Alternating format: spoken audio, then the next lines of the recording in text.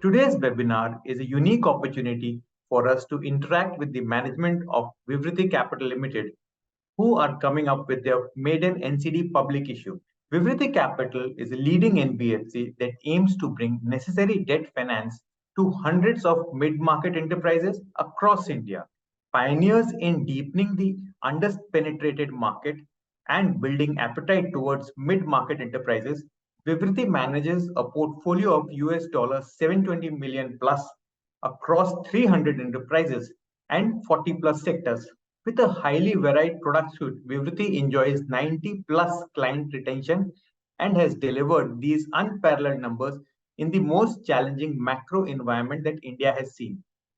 Without any further ado, let me take the privilege to introduce you to our esteemed guest, Mr. Vineet Sukumar, founder and MD of Vivriti Asset Management and Vivriti Capital Limited. Vineet has close to 20 years of experience in financial services and is an industry expert in debt capital markets, performing credits, financial inclusion, and fund management.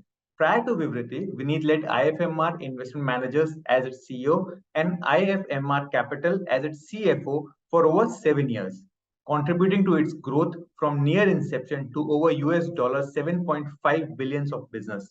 Vineet earlier worked with Tata Group and Standard Chartered Bank across roles in investment banking, strategy, and capital markets. Welcome, Vineet, and now over to you. Thank you, Harit, for that very warm introduction, and a warm welcome to all our guests today. Thanks for listening in, and would be great to work with you as we work towards our first maiden issuance of bonds to retail. So now, as a quick summary, I'm going to spend some time in running through our headline numbers. Post that, I will spend some time in talking you guys through the business model. And once I do that, I'll come to the terms of the issue, after which we can take questions, right? From a headline number perspective, Vivriti Capital, which has just completed 6 years of existence back in June, today is a company with a portfolio of just over 5,800 crores, net worth of more than 1,500 crores, return on equity now coming very close to double digit. Very well banked. In addition to the institutional lenders that are on the screen in front of you, more than 1,700 HNIs have already invested in our bonds so far over the last year and a half. We're a very profitable company. Profits are 129 crores as of last year. We are rated A by 2 rating agencies, ICRA and CARE. We have a very healthy capital adequacy of 25% plus. And this is almost entirely tier 1 capital only, not sub debt. And finally, icing on the cake, the most important number for a lending company is that our gross NPA is only 0.3%, which is possibly one of the lowest in the NBFC industry as on date. What's our group structure? The parent entity, which is also the issuer for the retail NCDs, is Vivriti Capital, which is an NBFC. Vivriti Capital has a subsidiary called Vivriti Asset Management, which is a fund manager that manages credit funds across the country. And finally, we also have an associate company. The associate company is called Credit Avenue, which is a marketplace for debt. Here is a chronology of events for Vivriti. As I told you, we started in June 2017. We got our RBI license in January 2018. In early 2019, Creation Investments, which is a US-based private equity fund, infused around 300 crores into us as a Series A round. Shortly after, we got rated A- by ICRA. In March 2020, just a few days before India got locked down, Vivriti raised 350 crores by way of a Series B. Creation followed shortly after with an additional 100 crores of equity. In 2022 March, we crossed 5,000 crores of assets. As a company, launched our sustainability report to reflect how we thought around ESG and impact. In June 2022, ICRA upgraded us to an A rating. Again, in 2022, we raised more equity. This time, TVS Capital joined our cap table, and we raised a cumulative amount of 600 plus crores of equity again. Till date, through 3 private equity rounds, Vivriti has raised 1,300 crores approximately of equity externally. And today, just around 2 months back, we converted from a privately held company to a public company, and to enable us to be able to do this issuance. Now, what is our business model? Now, many of you who are familiar with NBFCs, especially NBFCs that are based out of Chennai, would have seen companies that do, say, truck finance, like a Chola Mandalam or a Shriram or a Hinduja. Companies that do SME finance, like a Shriram City Union Finance or a 5-star. Companies that do consumer lending, like a Bajaj, or companies that do home loans, like Chola's home equity portfolio or HDFC. Now, while we've been around for the last 6 years in the lending market, we do none of these, right? We are a corporate lender, which means that we find mid corporates typically that have a revenue of anywhere between 100 crores going up to 3,000 crores of revenues. We provide them typically term loans for growth. In addition, we provide working capital, vendor finance, dealer finance, leasing, supply chain solutions, factoring, securitization, bonds, commercial paper, etc. And using these credit solutions, we help these companies grow. We are a sector agnostic firm. So you will see sectors like engineering, automotive, logistics, pharma, healthcare, food and beverage, FMCG, agri-processing, trading, and a host of other sectors in our portfolio. More than 40 sectors will be represented in the portfolio we manage. Similarly, we are geography agnostic.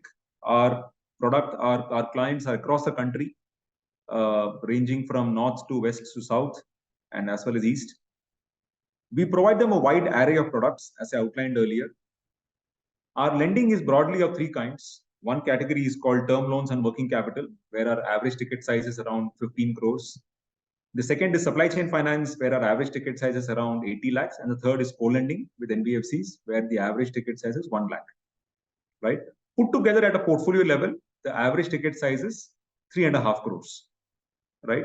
We lend typically in a tenure of 15 to 24 months, but the range can be going up to 48, right? Average will be less than 2 years in terms of the tenor that we take, right? And therefore, to summarize, we are not a retail lender, we are a corporate lender with an average ticket size of around 3.5 crores, with an average tenure of lending of approximately 2 years, seeking to work with a diverse category of mid-corporates across the country and seeking to meet their multiple needs of financing by various products. That's what defines what Vivriti Capital does, right? The following slides give you a sense of headline trends and numbers. The first one is yield. As you can see, we approximately maintain a yield of 14%. Our cost of funding has reduced over time. But in last year, we saw a repo rate going up by 225 basis points. In this period of time, Vivriti's cost of funding only went up by 24 basis points. And our spread, which is yield minus cost of funds, has expanded in each year in the last 3 years, right? This will give you a sense of both scale and growth. So our assets have gone up from 1,900 crores 2 years back to 5,800 crores plus today. So growth, so it's a 3x multiple. But while assets went up 3x, profits went up more than 4x, from 30 crores 2 years back to 129 crores today. And as a result, both return on asset and return on equity have grown commensurately in the last 2 years. This has been backed by strong capitalization. I had walked you through the sequence by which we raised capital and maintained this company at a fairly healthy capital adequacy, which is over 25%, at a net worth of 1,600 plus crores at the end of June 2023, which is the most recently concluded quarter, right? Here are metrics, all metrics annually between FY 21, 22, and 23, right? Most of the numbers in terms of scale, growth, profits, net worths, and capital adequacy, etc. You have seen. The most important number here is gross NPA, which over FY21, 22, and 23 has been at 0.3%, 0.3%, and 0.3%.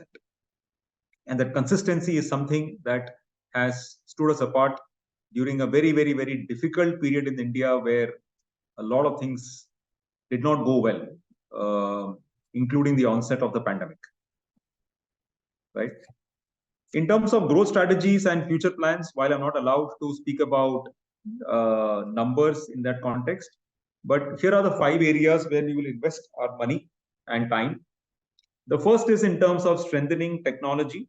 Vivriti is a tech-enabled company where a lot of work goes into delivering products, in terms of executing transactions, in terms of having a seamless flow for providing money, credit evaluation, early warning signals, onboarding new investors. All of this requires a significant spend on technology, and we built a large tech team to be able to do it ourselves in Chennai. Second is product development. Again, for our clients who are highly discerning, we need to be able to have different products to be able to cater to their needs, and therefore we have an in-house product team that we're building. The third is ESG, which is not a buzzword for us. We have invested significantly. Last year, we went ahead and developed a proprietary rating score for ESG, which today we apply across a large number of our portfolio companies to understand where the risk lies on environment, social, and the governance risk, and to also advise and coach our clients to improve themselves. The fourth is liabilities. A lot of work has gone in through our treasury team and myself in being able to diversify our liabilities to make sure that there is no dependence on any single lender, while at the same time pushing every lender to be significant to us, right? So today we enjoy the benefit of having borrowed from private sector banks, public sector banks, mutual funds, HNIs, as well as international investors, right, across rupee and dollar.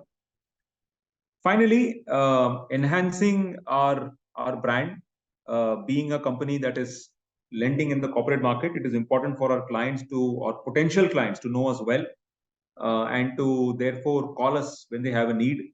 And therefore, a lot of effort will go into brand building over the next couple of years, right? Our business and our leadership has been backed by very strong governance. I took a lot of precaution to make sure that our governance was absolutely top-notch. We brought in Deloitte within a month or so of starting the company. Subsequently, KPMG. We brought an independence into the company within 18 months of starting. So Namrata joined us in November 2018 itself, and now she serves as the chairperson of the board. Namrata comes in from a very high quality career of more than 2 decades across Grindlace and Deutsche Bank. Anita also has brought in that degree of experience and breadth of experience across private equity and HR before she joined us. She also sits on the boards of IDFC's holding company and Reddington in Chennai. And finally, Shantanu, who was built a strong career in technology and education. Today, the firm he runs is majority owned by the National Stock Exchange. We also have Mr. Gopal Srinivasan representing TVS Capital on our board, as well as Tyler, Lazar, and Karthik representing Creation and Lightrock on our boards. The team is well laid out. Every single senior role is filled with people who have had very, very good quality experience in their prior roles, very relevant to us, and who are therefore able to drive our performance. That brings me to the end of the company section. I'll spend some time on the issuance itself, and after that we can open the floor for any questions, if any.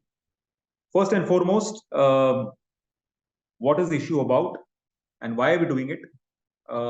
Today, as I said, we have borrowed from a variety of sources, but we are always on the lookout for ways and means to reduce cost of borrowing as well as diversify our sources more. And hence this issuance. We converted to public company in May and come out with our first issuance now. And hopefully, if all goes well, We will continue to come back to this market again and again. This is a 500 crore issue, which is 250 crores base and 250 crores green shoe.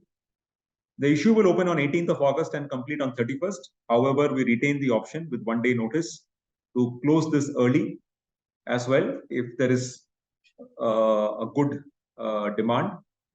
Thirdly, allotment is on a first come first serve basis across categories. We have a 30% category for retail, 30% for HNI, 20% for corporate, and 20% for QIB. So essentially, my aim is that 80% of the issuance is towards investor categories that may or may not know us very well, and hence will serve as a significant additionality to our overall debt cap table. The issue itself is very friendly for investors who would like to see a reasonable amount of yield against inflation, and while at the same time not invested for too long, given that we are a first-time issuer in this market. And therefore, tenures have been kept at 18 and 24 months, and with monthly and annual coupons. In addition, for someone who would like cash flows much faster, there is a quarterly series as well for 24 months with 8 quarterly amortizations, which means that 1,000 rupee investment can come back at 125 rupees per quarter plus interest. Right. The yield ranges from 9.98 to 10.49. The coupons between 957 to 1050. So overall, this seems to be a fairly attractive tenure structure and yield for you and your clients to consider.